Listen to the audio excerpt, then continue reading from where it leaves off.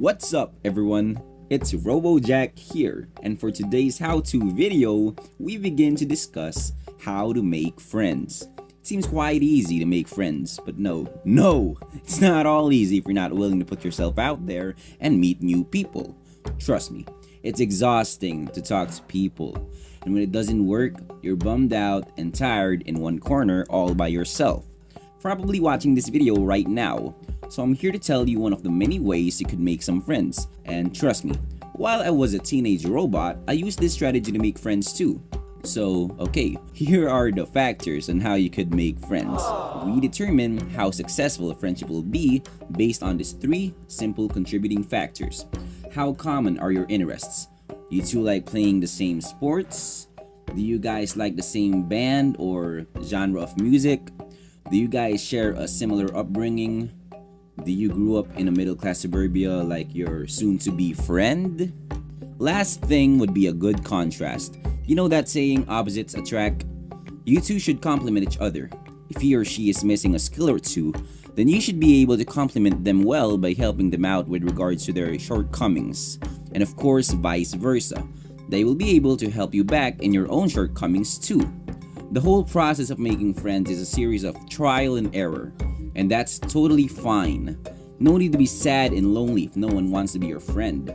To show you an example, now let's say Ben went into a new school, meets a fella named Tony.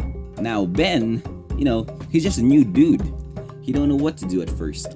But Ben, he's willing to make friends. He wants to, and he needs to make some friends. So Ben makes some small moves here and there, like asking Tony for his name. There you go. Ben finally got his name. Now the next thing is for Ben. He has to express what he's feeling truthfully. Not a lot of people can do this. Ben goes to tell Tony that he feels overwhelmed and nervous about being in a new school. He tells Tony that he wants to be buddies with him. Tony said, "Sure, if it makes you feel comfortable." As I said earlier, there are three contributing factors that determine a successful friendship: common interests, sharing common background, as well as that good contrast where you two complement each other. So Ben asks Tony the first two things I mentioned. What's up with you? What do you like to do? As well as where are you from? Or a simple, how are you? What's your childhood like? And further on, as you two build a relationship, you could ask questions like, who's your favorite family member? Or how is your family like? The third and final factor that I mentioned is good contrast. That comes later on. You don't talk anything regarding it. You just look and observe, like a spectator. If you two mutually benefit from one another. This is not friends with benefits. You need convenience with a friend to help you out as well as to help them out.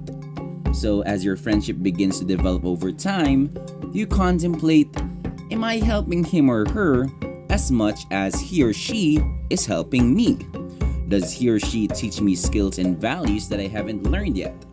After that, if at least two contributing factors became successful, then congratulations on your new friendship. The rest becomes history.